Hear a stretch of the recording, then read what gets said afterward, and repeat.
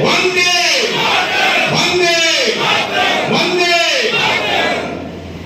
किया उनको लाल यहाँ पर सम्मानित किया जा रहा है। और फतेह चंद बीज जो उस वक्त 19 महीने जेल में रहते, उनके बेटे होने के नाते दत्ता जी और उपस्थित सभी कार्यकर्ता भाई और बहनों, आज का ये दिन हम सब के लिए याद रखने वाला दिन, याद रखने वाला दिन इसलिए कि आज के दिन हिंदुस्तान में लोकतंत्र का गला घोटा गया। आज जिस कांग्रेस के नुमाइंदे खड़े होकर कहते हैं कि आज भारत में लोकतंत्र की हत्या हो रही है, भारत का लोकतंत्र खतरे में है, लोकतंत्र खतरे में, इसका नाम लेके लोगों को जंतर मंतर पर इकट्ठा करके धरना प्रदर्शन कर रहे हैं। उन लोगों को ये सोचना और बताने का भी दिन है कि आज के दिन बिना किसी वजह के इस देश में इमरजेंसी लागू करके भारत का गला घोट कर हिंदुस्तान की लोकतंत्र की हत्या की थी। देश में कोई पत्रकार छोड़ा नहीं, कोई राजनेता छोड़ा नहीं, कोई सामाजिक कार्यकर्ता छोड़ा नहीं, जिनको इन लोगों ने लठों से ना पीटा हो, घसीट कर जीप में डाल के उसको जेल के अंदर ना ठोका हो, कोई अपील, कोई दलील किसी की सुनी नहीं गई। राष्ट्रीय स्वयंसेवक संघ पर और उसके स्वयंसेवकों पर जिस तरह से अत्याचार हुआ, अगर उस अत्याचार की कहानी हमारे जो उस वक्त इमरजेंसी में अंदर रहे हुए लोग हैं वो अगर बताते तो रूह कांप जाती है।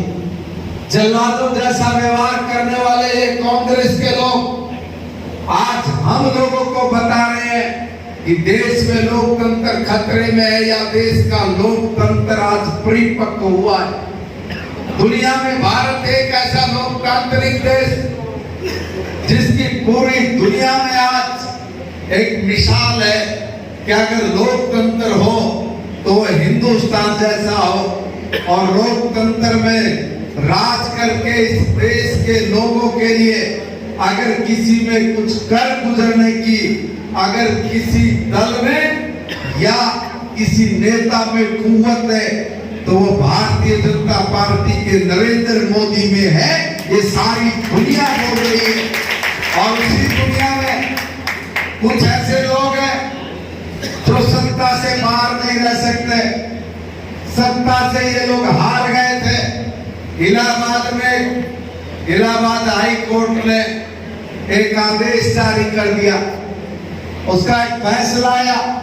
फैसला ये आया था कि श्रीमती इंदिरा गांधी वो गलत तरीके से चुनाव जीती है, इसलिए वह हार रही है, उसको सत्ता छोड़नी पड़ेगी। सत्ता नहीं छोड़ेंगे, इस देश में इमरजेंसी लगा देंगे, इस देश का गला घोट देंगे।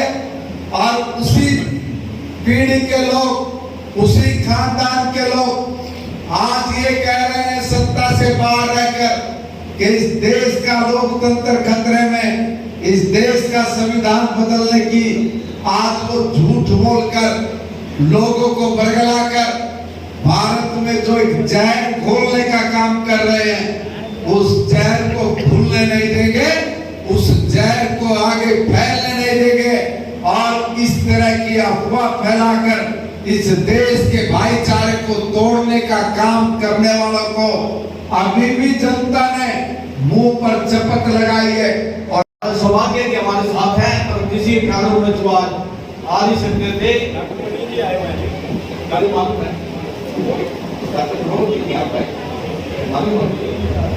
डॉक्टर नवीन जी उनके बेटे हमारे बीच में है। नवीन जी थे, नवीन जी आप जानते हैं डिप्टी सीएमओ थे हॉस्पिटल में, उनके सुपुत्र हैं। इमरजेंसी में लगभग 33 लोग पानीपत में गिरफ्तार हुए थे। मैं आप साथियों को बताना चाहता हूँ उस बात को क्या हुआ, तो मैंने देखा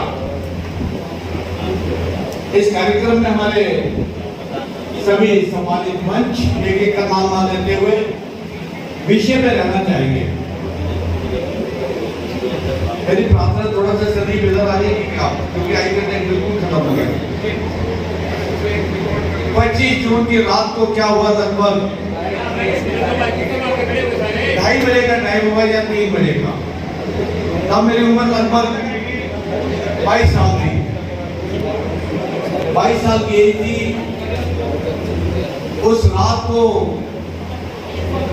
पुलिस घर पे आई, दरवाजा खटखटाया। भाई साहब से कहा है भाई साहब, बड़ी रूढ़ भाषा में बोले। हमने सोचा कुछ काम होगा, कोई ऐसा इमरजेंसी होगी। तो पिताजी अंदर से आए, किन कपड़ों में आए, उठा के हमें नहीं पता क्या, कुछ बताया नहीं, कुछ किया नहीं। मेरी आपसे प्रार्थना है, अगर आपकी बातें ज्यादा जरूरी है तो पहले आप कर लें, फिर मैं करूंगा। मेरी प्रार्थना है, बड़ा गंभीर विषय है। पुलिस की जीप आई, बताया नहीं क्या हुआ क्या नहीं हुआ, और पिताजी को गाड़ी में उन्हीं कपड़ों में लेके चले गए। हमें थोड़ी सी घबराहट जरूर हुई। इतने में तब टेलीफोन नहीं होते थे, आज तो मोबाइल है, कहीं कुछ होता था 1 मिनट में सबको पता। लैंडलाइन नहीं होते थे। बहादुर बजी जो जनसंघ के लोग थे एक दूसरे को कंटेक्ट शुरू किया, तो पता चला कि पानीपत से 33 लोगों को भारतीय जनता पार्टी के जो स्तंभ थे सबको रात को उठा लिया, सबको उठा लिया, और कहां ले गए ये नहीं पता। मुझे आज भी याद है, ये सदर थाना जो है, मैं और भाई साहब जहां पे आए तो भारतीय जनता पार्टी हमारे बहुत सारे साथी वहां पहुंचे, कोई सूचना देने को तैयार नहीं कि कहां लेके। किसी ने कहा कि अभी करनाल शिफ्ट किया है गुरुद्वारे में। हम लोग परिवार में तब गाड़ी नहीं होती थी, कैसी व्यवस्था कर करा के बस से सुबह गए, करनाल गुरुद्वारे में गए तो वहां तो कुछ था नहीं।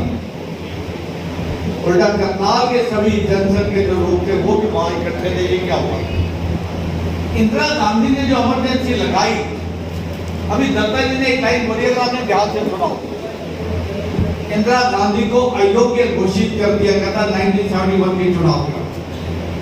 एक अनफेयर मैनर से उन्होंने चुनाव जीता, हाई कोर्ट का डिसीजन था, और उन्होंने इमरजेंसी लगाई, मंत्रिमंडल की राय भी मिली।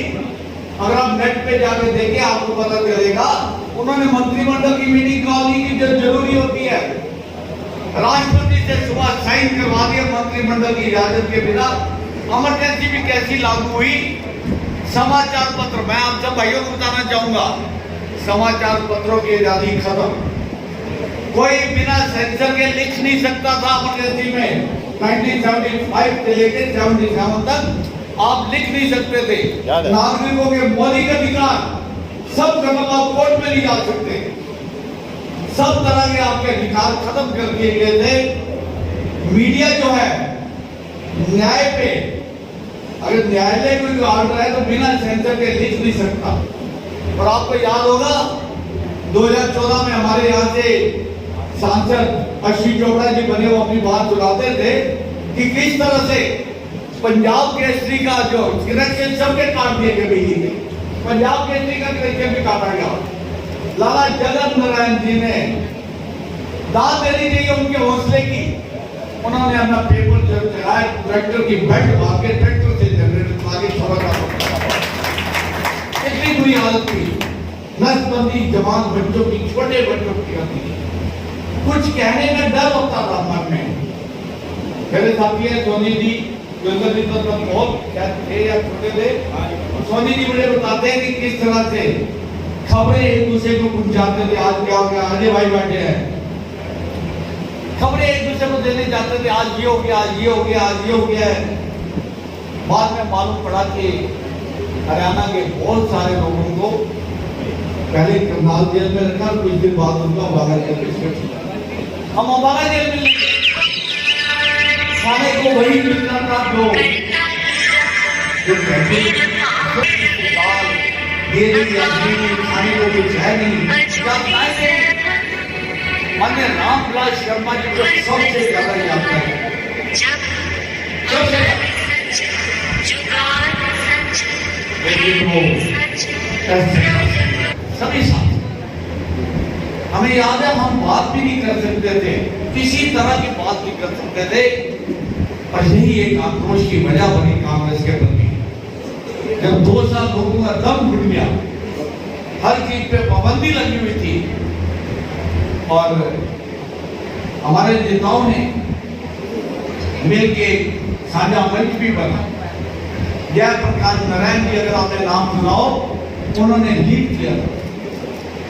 सुषमा स्वराज जी जुड़ी हुई, हमारे कुरुक्षेत्र से राजनीतिक हुए देवेंद्र शर्मा जी, पहले कांग्रेस में चले के बाद में, लेकिन देवेंद्र शर्मा जी, कर्पूरी ठाकुर जी, मुझे याद है हमारे घर पे मीटिंग हुआ करती थी, बिहार के मुख्यमंत्री कर्पूरी ठाकुर जी आते थे, चोरी छिपे रात को बैठ के होती थी, कहीं उठाना ले।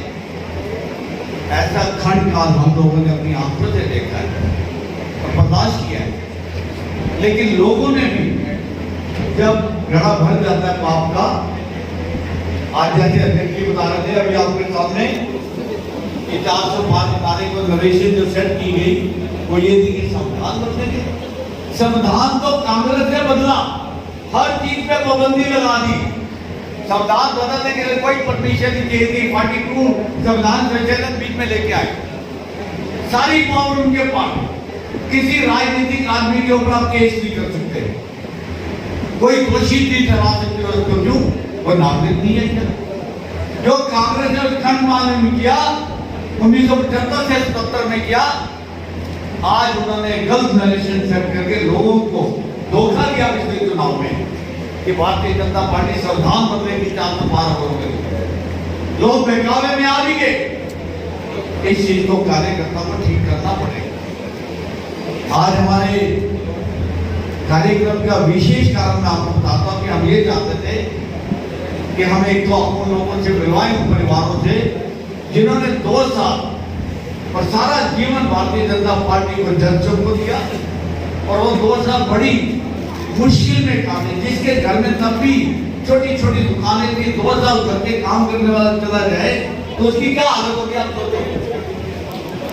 हमारे बीच में हमारे मंत्री, हरियाणा सरकार में मंत्री महिपाल ढांडा जी आए हैं। महिपाल जी, आपका बहुत बहुत स्वागत है। आप चंडीगढ़ में आज बहुत जरूरी मीटिंगें थी, लेकिन मैंने प्रार्थना की कि आपने इस बैठक में जरूर आना है। इस कार्यक्रम में आपका बहुत बहुत स्वागत है महिपाल जी।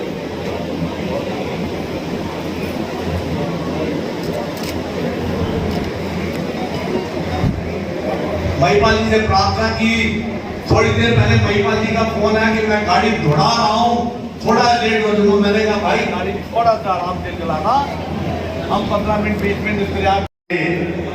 मार्गदर्शक और जिनकी उंगली पकड़कर हमने चलना सीखा, जिन्होंने हमें बचपन में हमारे अंदर संस्कार भरे, ऐसे परम आदरणीय माननीय रघुवीर जी सैनी के चरणों में सादर प्रणाम करता हूँ।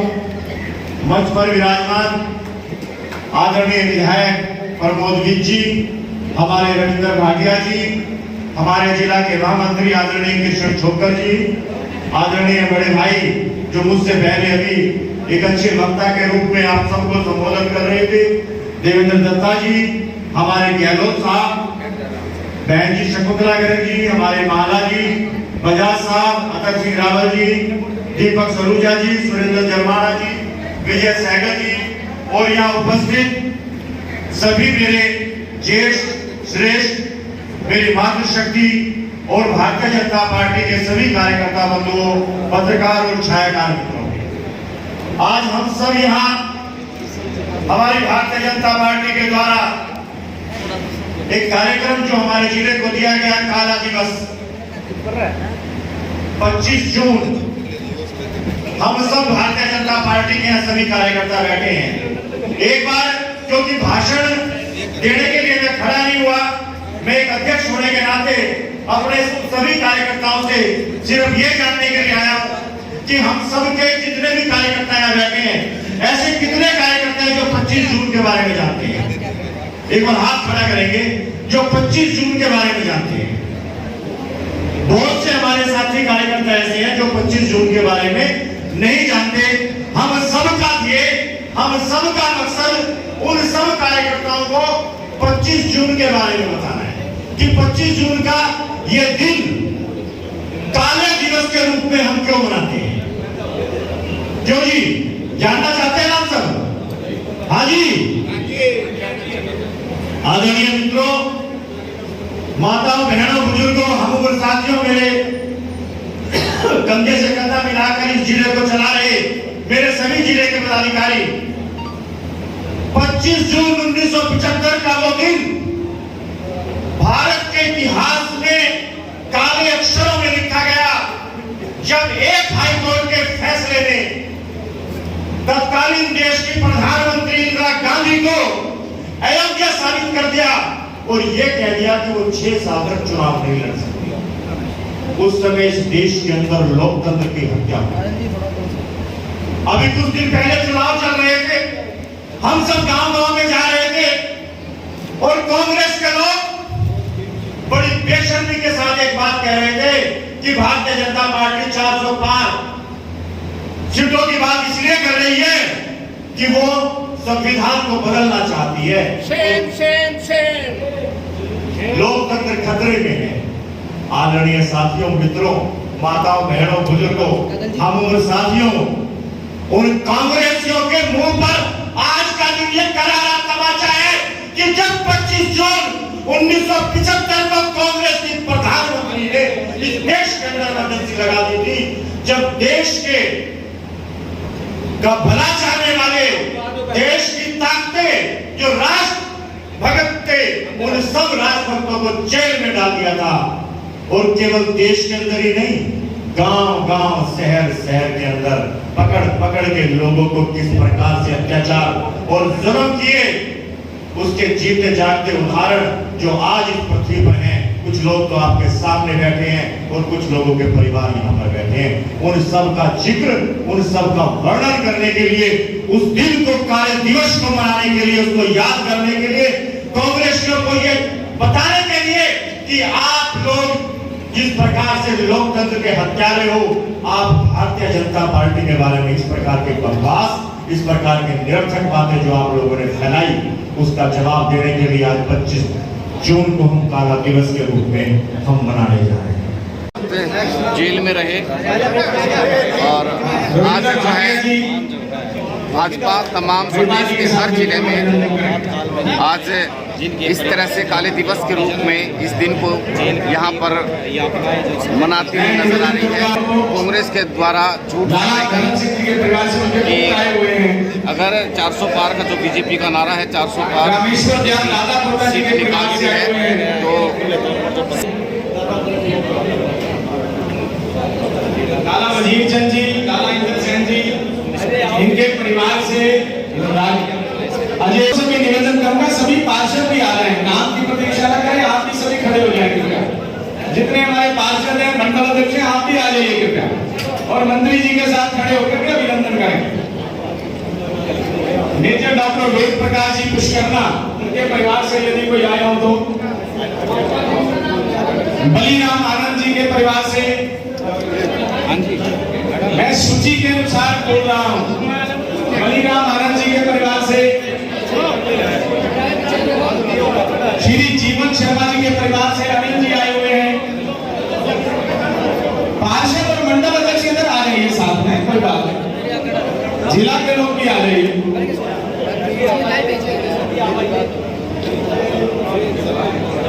जीवन शर्मा जी के परिवार से अनिल जी आए हुए हैं। लाला सुल्तान सिंह जी के परिवार से हमारे सुल्तान सिंह जी नहीं आए। रविंद्र जी के परिवार से कोई आए हो, गहलोत जो बिल्कुल युवा अवस्था में थे और इतनी यातनाएं पुलिस ने इनको दी, मारते हुए, निरंतर मारते हुए, कठोर कारावास और फिर जेल में लेकर के गए। श्री श्याम नारायण शर्मा जी, श्री श्याम नारायण शर्मा, ये कार्यक्रम तो प्रेम का कार्यक्रम है जी। मेरा निवेदन सभी अधिकारी हैं, लेकिन ये कार्यक्रम प्रेम और भाव का कार्यक्रम है। श्री गोविंद राम रहेजा जी, लक्ष्मण रहेजा जी आए हुए हैं, दिनेश रहेजा जी के पिताजी बापोली से, श्री नैमल दास रहेजा जी, नैमल दास रहेजा जी के परिवार से आए हो तो लक्ष्मण जी के साथ आ गए। श्री अत्तर सिंह जी, पानीपत से इमरजेंसी के दौरान जो है 33 लोगों को गिरफ्तार किया गया था। श्री अत्तर सिंह जी, भारत माता की जय, अत्तर सिंह जी के परिवार से सुरेंद्र महाराज जी आए हुए हैं। वैद ओम प्रकाश जी, सुदर्शन पराशर जी आए हुए हैं। वैद ओम प्रकाश जी के परिवार से सुदर्शन पराशर जी आए हुए हैं। रमेश